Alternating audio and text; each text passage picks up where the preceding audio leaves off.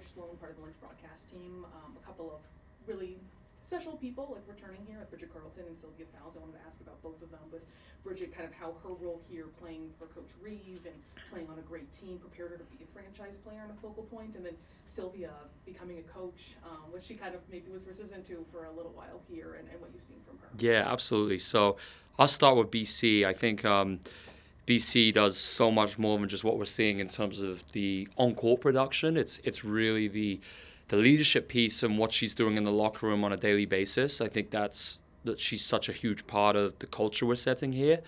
Just all the conversations we're having in terms of things we're liking offensively, little tweaks we're making here and there. I think she's so on the pulse of this team, and I think obviously you can see, when you're coached by a legend like Coach Reeve, it really shows just in terms of the conversations we have and just the details that BC knows.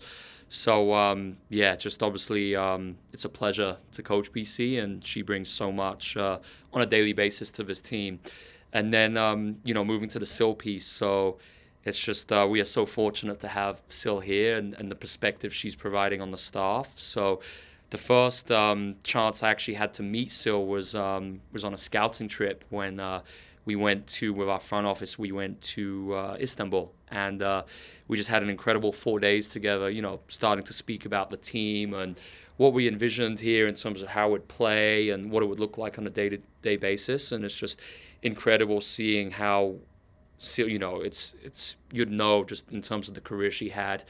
Players like Sil are always able to pick up coaching so quickly, but the extent to which she's done that and flourishing in this role, it's incredible just to see. So I think you'll see it just in the interactions in terms of the pregame warm-up and not just the rapport that Sil has developed with every single player on her roster, but the details and the perspective she can give them from her Hall of Fame career. I mean, you really can't put a price on that. So, BC and Sil were just two outstanding people, and I'm really grateful for everything they bring to the Portland Fire. Coach, I've heard you talk about your team with the pick and roll and thinking that it would, the philosophy around it, that it would fit really well into the WNBA.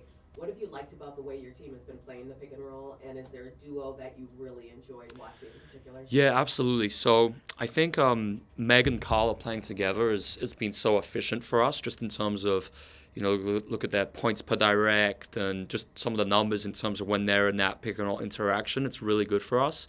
And I think we're getting to where we want to be in terms of knowing exactly what we want against each type of pick and roll cover. I think what I've really enjoyed coming into this league is the variance in pick and roll cover. And I think coming from the NBA perspective, it honestly gets a bit samey because every game you kind of see the same covers where teams are either in a drop or a down. And what I've appreciated so much is we've seen maybe 7 or 8 different covers right now. So we've seen down teams where it's like down to blitz. We've seen like more conservative down like last game against Dallas. We've seen down with a really heavy nail coming across trying to impact the pocket. We've seen drop. We've seen drop with a heavy nail. And then we've seen switching, and then we've seen show, which is excellent. And I think for us, we're not quite there in terms of against each type of defense, we have a really specific answer for how we want to make that defense wrong. And in the Dallas game, we did an excellent job at it in terms of how we played against the down to exploit it. And I think drop we've been good at. So tonight's going to be a really good test for us to see if we call it punish the drop, which means find an advantage against the cover. And then we've had some really good switching games. But I think, we've had the least number of practices so far just because of our schedule. We've got a great practice stretch coming up in the second half of the month. And I want to do a lot where we're just playing against multiple covers where we might get to the exact same shape, but we're going to see one of 7 of those different covers. And, we got to find the right solution. So we're getting there. We're maybe 60% there for how I envision it overall. Yeah. When you look at the Lynx, a team that's had success in the pick and roll as well early in the year, I guess where do you kind of see them being the most dangerous or, having to kind of watch out for them? Yeah, absolutely. So multiple facets to this. I think maybe I'll start with the offense. And I think obviously what Miles is doing is very, very impressive. And I think that pick and roll combo there, they're similar to us in terms of high volume pick and roll team. And really trying to get to those early drags. Like Howard's doing a great job just sprinting to those, arriving alone and not bringing her primary defender.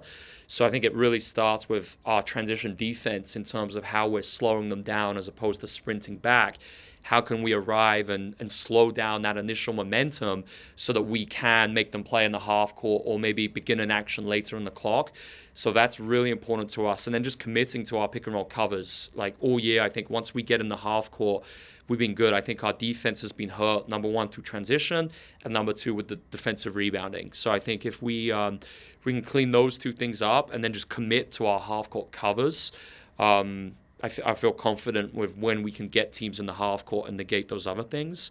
But obviously some unique things they're doing offensively. Just, obviously Coach Reeve has some really nice actions, some really nice sets in that playbook. So, we got to make sure we're just executing the correct covers the whole game.